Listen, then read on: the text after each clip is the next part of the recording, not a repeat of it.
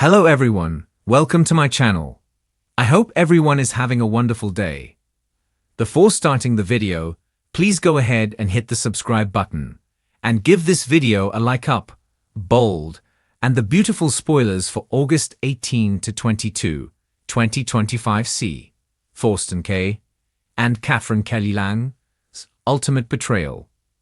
As we always do on Early Edition Day, we talk about what's coming the rest of this week, and then dive into what's ahead for next week. Real quick, I want to mention something that happened on Wednesday. I don't know if you've seen the episode yet or not. Ridge reluctantly left Brooke at Forrester Creations and went to the mansion to see Taylor Hayes, Rebecca Budig. Brooke is upset that he had to go see Taylor. But Eric Forrester, John McCook, assured Brooke that they are meant to be. She was telling Eric and Katie Logan, Heather Tom, that what happened in Italy between her and Ridge was magical. Then Nick Marone, Jack Wagner, shows up all ready to propose. I mentioned this because I was really bothered by both Brooke and Ridge behavior, which we are going to see continue to play out this week when dealing with the people they are dumping. To propose, said he loved her, and Brooke looks at the ring with a big smile and says, "I love you too," clearly leading him on. At the same time, Ridge was over at the Forrester mansion. He walked in and kissed Taylor like nothing was wrong. She's talking about the wedding, and he's talking about it with her. He tells her he loves her. Ridge wasn't giving any hint that there was trouble, and yet he is about to crush her. It is just a real betrayal. It seems like they're setting them up to think everything's fine instead of just walking in and saying, "Hey, we need to talk." On Thursday, August 14th, Electra Forrester, Lania Grace, makes a big decision. She tells Will Spencer, Crew Morrow, she's ready to take their relationship to the next level on. Electra is very thankful that Will has been patient and waiting for her to get ready to take this step. It was kind of interesting when he hugged her on Wednesday. She said that on Wednesday and is going to repeat it on Thursday. Will kind of looked less than thrilled at the idea of waiting much longer. I mean, Will is a Spencer male after all. With Luda Nozawa, Lisa Yamada, awake, and the fact we know Remy Price, Christian Weissman, is still lurking, I just hope neither of their personal stalkers show up to interrupt their getting intimate. But Electra is going to tell them this week that she's ready. Taylor is questioning the emotional moment between Ridge and Brooke in Italy when he talks to her more about it. I just wonder if Taylor is going to have to pull the truth out of Ridge like she is a dentist pulling molars. Taylor tells Ridge, yes, Brooke has a future. She survived this ordeal, but her future is not going to be with Ridge because Taylor says she's not taking off her engagement ring. Well, that's going to be awkward, because whether the ring stays or goes, Brooke soon. We should also be getting more of Brooke Logan telling Nick she loves him.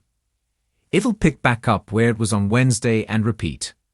But I suspect that Brooke misleads him for a couple of minutes and lets him think there's hope. Then she betrays Nick and finally says, "Look, Ridge and I had a moment. We reconnected. We're getting back together." What I'd really like, by the way, is to see a conversation between Nick, who's been dumped, and Taylor, who's been dumped before Nick leaves town. Jack Wagner is gone very soon. He is already back filming the new season of When Calls the Heart. However, I just feel like Nick and Taylor aren't going to have that conversation because Brad Bell doesn't give us nice things. So I doubt it will happen, though I wish it would. On Friday, August 15th, it will either happen on Thursday or Friday, but by the end of this week, Bill Spencer, Don Diamont, is over at University Hospital to confront Dr. Grace Buckingham, Cassandra Creech. We know from a phone call that Finn, Tanner Novlan, made to Liam Spencer, Scott Tifton, that Grace indeed turned herself into the cops. But then she's back at work. She's in her lab coat, she's at the hospital. How does that even happen? Maybe the police need to get a statement from Liam and Bill before they file charges. We'll see.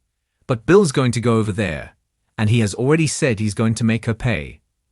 I'm very interested to see what he says. He's going to, and those are scenes not to be missed.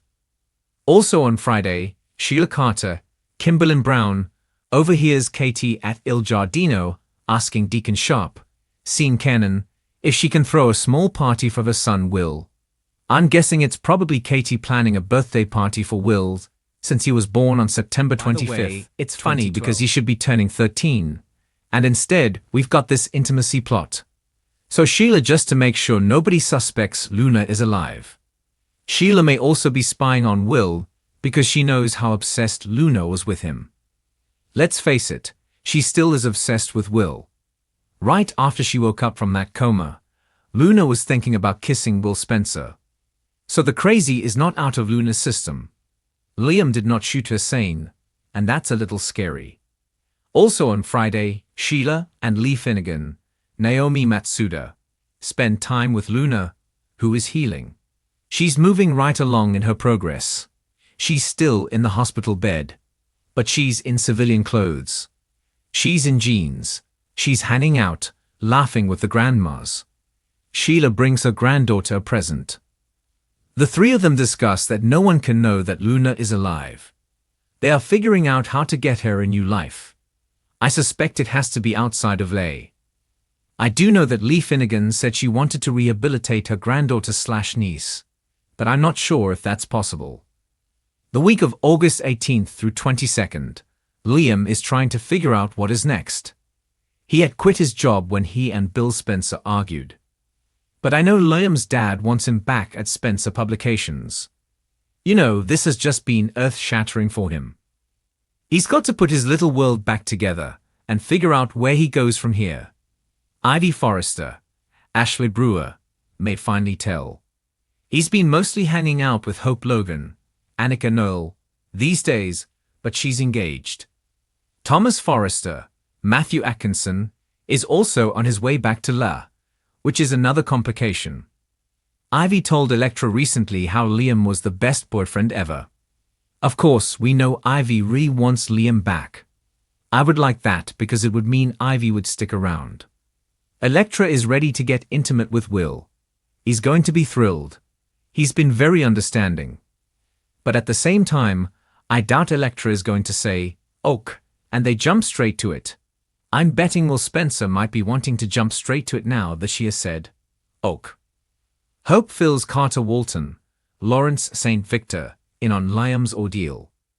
Daphne Rose, Muriel Villar, may be interested and may use Liam's new lease on life to shake Carter's confidence in his engagement.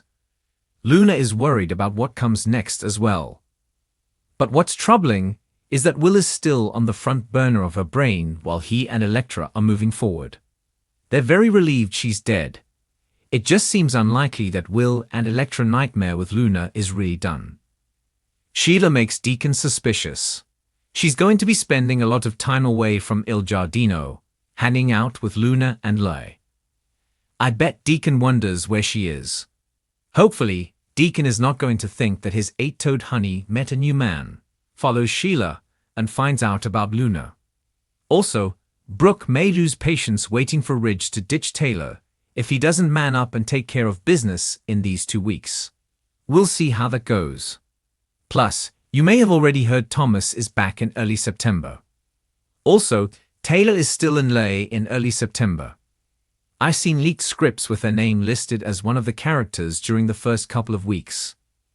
That has me worried that Thomas Forrester won't stay, and he just comes back to support his mom and take her out of Lay. That would really stink if we only get a drive-by. Fingers crossed, Matthew Atkinson is back for a more permanent return.